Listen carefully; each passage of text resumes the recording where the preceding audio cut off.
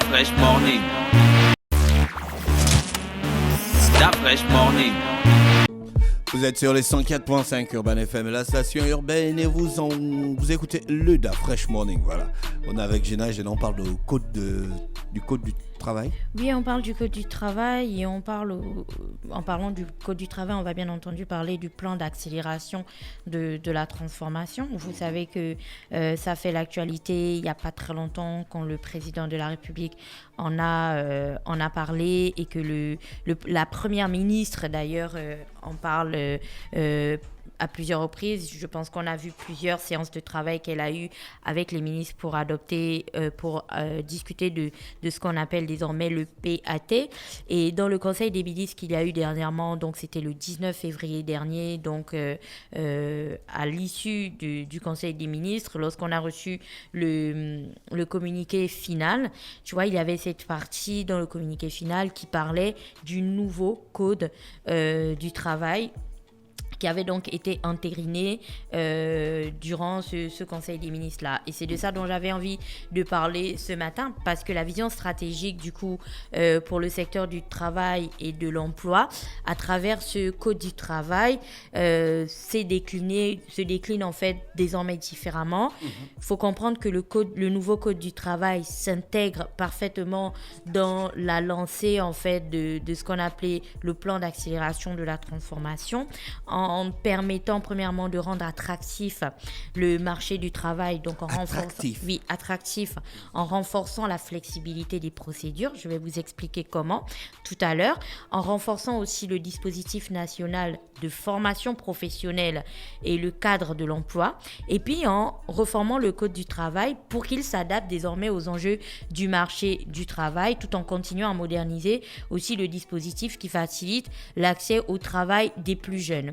C'est très important que les étudiants qui sont dans les écoles supérieures ou même des gens qui sont en terminale et tout, même des employés dans les entreprises et même dans les administrations s'intéressent en fait à ce nouveau code, parce que il y a énormément de mesures à l'intérieur qui gagnerait en fait à être connu de tous. Par exemple, le nouveau code permet d'affirmer l'égalité d'accès au travail des femmes. Il permet aussi de lutter contre toutes les formes de discrimination. Il permet aussi d'affirmer l'égalité professionnelle entre les hommes et les femmes et le droit d'accès de la femme à toutes sortes d'emplois dans l'entreprise. Tu sais, quand on parlait des droits des femmes et puis certaines limitations et certaines inégalités qu'il y avait, quand on parle de flexibilité et du code qui s'adapte désormais à ce nouveau marché du travail, tu as des exemples. Et puis, tu as surtout en termes d'ouverture sur un marché du travail formel, tu as des nouvelles formes de contrats qui sont nées, notamment le contrat saisonnier, le contrat d'intérim et le contrat de mission, et puis le contrat à temps partiel et le contrat intermittent.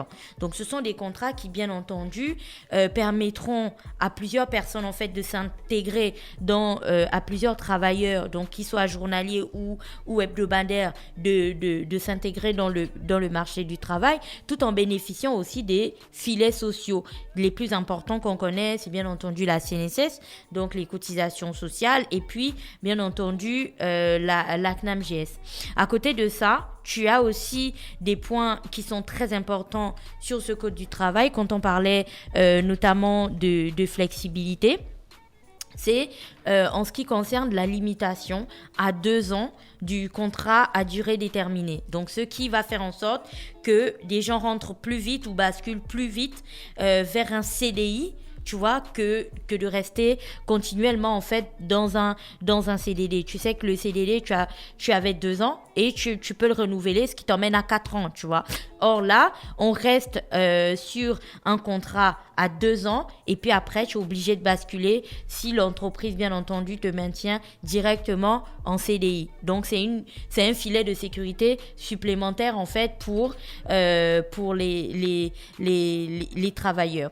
Après, on continue et puis tu as un code en fait qui renforce l'apprentissage et donc qui va permettre de rapprocher le monde de la formation à celui de l'emploi. en favorisant aussi l'insertion et la reconversion professionnelle. Donc dedans, tu as l'encadrement de la délivrance du certificat ou du livret d'apprentissage, tu as le contrat professionnalisation destiné à favoriser l'insertion professionnelle des demandeurs d'emploi, ce qui avait déjà un petit peu commencé avec le contrat d'apprentissage, tu te souviens, le contrat d'apprentissage jeunesse. Et puis, tu as un code désormais, donc avec le nouveau code du travail, tu as un code qui est beaucoup plus, tu as un code qui est beaucoup plus progressiste, si on peut le dire comme ça.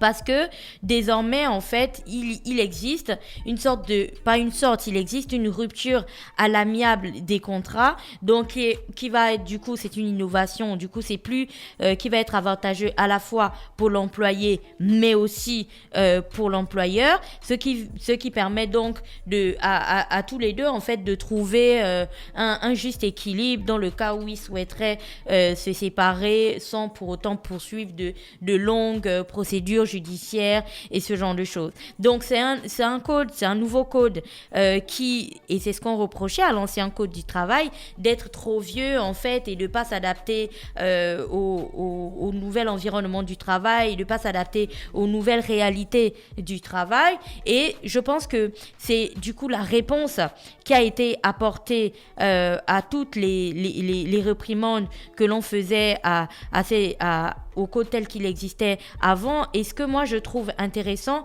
dans ce nouveau code, c'est qu'il n'a pas été conçu, tu vois, essentiellement par l'État. Ça a été vraiment fait grâce à un dialogue qui a été permis entre l'État, les représentants des syndicats des travailleurs et les employeurs et les employeurs. Donc en réalité, c'est quelque chose, tu vois, c'est comme quand on parle de dialogue politique. Tu vois, comment on parle de politique, c'est vraiment des choses qui sont prises ensemble et qui ont pour objectif de satisfaire tout le monde. Donc, je pense que tout le monde gagnerait à regarder de plus près ce qui est contenu dans ce contrat de travail, parce que désormais, en arrivant en entreprise, il ne s'agit pas uniquement de partir et de pas savoir en fait de quoi il s'agit. Il faut véritablement maîtriser en fait son sujet pour pouvoir profiter au maximum en fait de ses droits. Et là, on va terminer en écoutant bien entendu des réactions à la fois du ministère de l'Emploi, donc avec Madame Madeleine Baird. On va aussi écouter des interventions tu sais, la représentation des employeurs, j'ai oublié comment on appelle ça, le patronat. Voilà, on va aussi écouter une intervention du patronat et voilà. C'était ça l'objectif de la rubrique de ce matin, plus une rubrique informative qu'autre chose. Merci voilà. Gina, donc on va écouter ton contenu. Hein? Il est disponible déjà ? Il est disponible sur Internet, vous pourrez le retrouver facilement.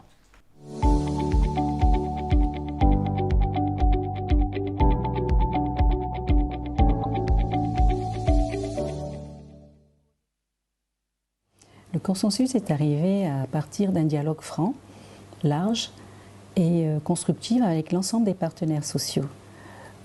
C'est une réforme qui a été initiée par le gouvernement depuis 2015.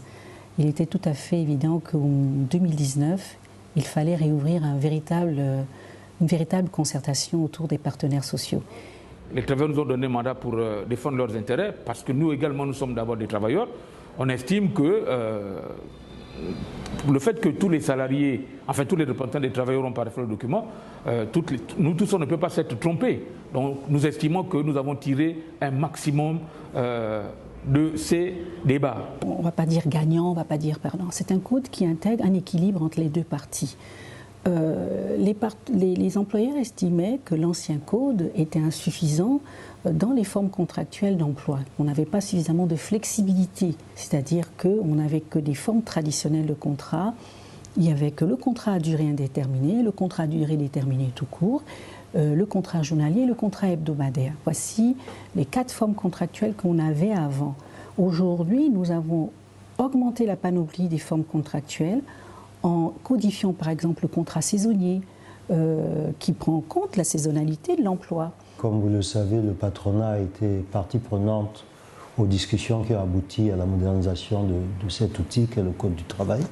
Alors, nous estimons que ce code est une avancée en ce sens qu'il codifie, simplifie et précise plusieurs dispositions, aussi bien en amont avec l'embauche du travailleur et la création de différents types de contrats qui n'existaient pas auparavant. Le patronat estime avoir obtenu un compromis juste qui permet d'avancer sur les points principaux qui sont d'importance pour nous. Dans le plan d'action de la transformation, nous avons l'accélération et l'attractivité du marché de l'emploi. Nous, au niveau du gouvernement, ce que nous cherchons à faire, c'est de réconcilier l'offre de formation professionnelle et puis l'employabilité de ces jeunes-là et de l'emploi. Il fallait donc réformer le Code du travail, qui est l'outil qu'on utilise pour les relations entre une entreprise, un employeur et les travailleurs.